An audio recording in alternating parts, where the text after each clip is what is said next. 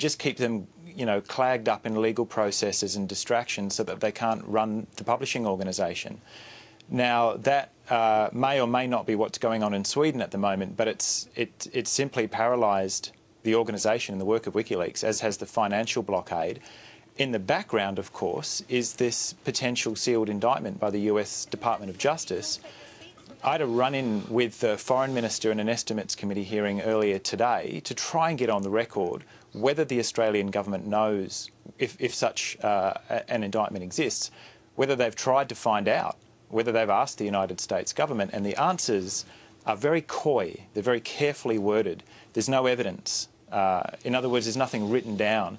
I suggest Peter Hartcher's interpretation is correct. This is happening at an interdepartmental level with winks and nudges, and there's nothing on paper. But I think that's the agenda. Has the Foreign Minister or any member of the government asked for any information into relation whether there's a sealed indictment to extradite Julian Assange?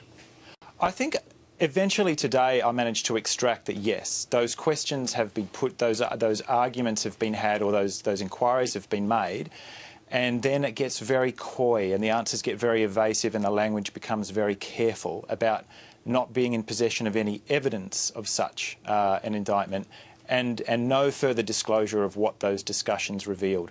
I think the Australian government has been extremely weak, and they need to decide whether their allegiances are with Washington or with the Australian public, which is, as somebody's already said, actually very strongly in support of the work of Julian and his colleagues. Senator Ludlam, we'll have to leave it there. Thanks very much for joining us.